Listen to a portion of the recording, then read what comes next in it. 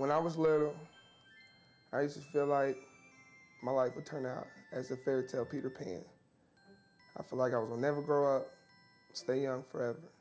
I loved the princess fairy tales and the Cinderellas and Sleeping Beauties and fairy godmother and magic wands and the sparkles and the glass slippers.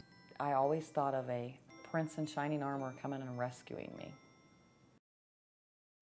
And they lived happily ever after? When was the last time a bunch of mice and bluebirds rescued you from an ugly situation? Cinderella? Yeah, right. I have yet to see a mouse sew a dress or pumpkins turning into carriages. You see, when your mom's on crack and you have never met your father, do you really think that you're going to reach back to those stories and start saying, when I wish upon a star? And that's going to get rid of the problems at home? I don't think so. When I was 7 years old, my parents split, and I guess it was too much for my mom. I grew up thinking that I was nothing, and I think the worst thing was I was adopted into this family, so you'd think adopted parents would love you a little bit more because they chose you. I didn't know if she was dying. I didn't know if she would ever wake up. I hadn't seen her with her eyes open in a week's period of time. It's just always this fear that's right there, and your heart beats and you're nervous. I was trying to get him off of her. He was choking her, and I was trying to get him off of her.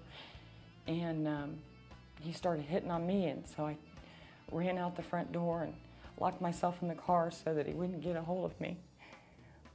You kind of feel like one of those little stray cats that run around through the neighborhood, people kick and throw things at. She had a drinking problem that escalated along with a substance abuse problem, and I became more of the mother in the home. We slept on a porch for like 2.5 months until the landlord caught us there. I took that rock and I beat my eye with it so that when the police got there that they would think that he had done it, and then I wouldn't go to jail. I went for the weekend and came back, and the whole family had packed up the whole house and left. I mean, they even took my stuff, and I didn't have very much. I've been homeless 4 times. Do those stories sound like fairy tales? Every day, kids are put in grown-up situations beyond their control, beyond their coping capacity. Some turn to alcohol, drugs, crime, prostitution. There is no fairy godmother, no Tinker Bell, or Peter Pan. Life is not a fairy tale for them.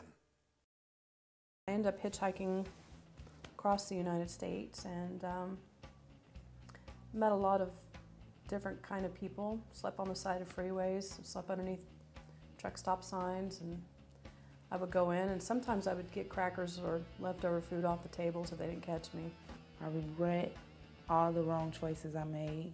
I got a trespassing charge, and me and my cousin was together, and we got caught with a possession of marijuana charge. I had stolen some stuff. I just filled the shopping bag completely full of toys, just things. It was more so seeing other people die and get hurt by other people. That was the only time I really realized my precarious position. We were talking about fairy tales, ones that end in they lived happily ever after. Not ending up in prison, pregnant, or dead. This is real life. Someone should sue whoever wrote all those fairy tales. False advertising. Life isn't like that, or is it? Daybreak is the best thing that ever happened to me in my life, because the first day I showed up, they took me in as I was their own child. I met Jean, and she was so nice to me. It wasn't as if I had done anything wrong. It was as if she was trying to make me feel a part of a family that was here. Daybreak was a transition. It was a place I stopped by, and I ended up spending like a couple nights here before I went to my new foster home. Daybreak made sure that I stayed in school.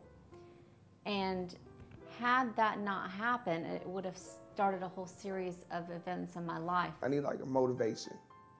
And basically that's what Daybreak's doing for me. They're motivating me. They're staying on me, make sure I'm doing what I need to do, not stepping off down that path again before I'm out here getting in trouble and going to jail or anything like that. Daybreak gave me bus tickets to get to and from school. They made sure I had lunch money provided, made sure that I had stability and routine. They helped me find an apartment. They pay my bills. Basically, this like having my mom right here. Nothing had ever been interrupted for me. In that really significant moment, then I was able to graduate second in my class and go to college on a full scholarship. They told me that as long as I was willing to help myself, they would be helping me to do whatever my life dream and goal is. Things have been a lot easier. One, I have somewhere to lay my head at night. I'm about to start back to school. I'm working. And hopefully everything turns out like I planned. I love Daybreak. In Dayton, we're lucky to have a place called Daybreak, where kids can have a safe haven to regroup, recover, and go through a rebirth, and have a shot at life happily ever after.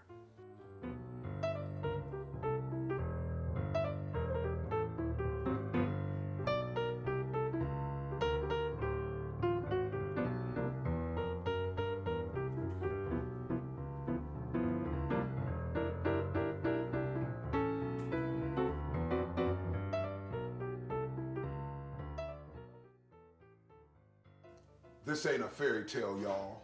It's real. Daybreak is Cinderella's fairy godmother. Right here, right now, in Dayton, Ohio.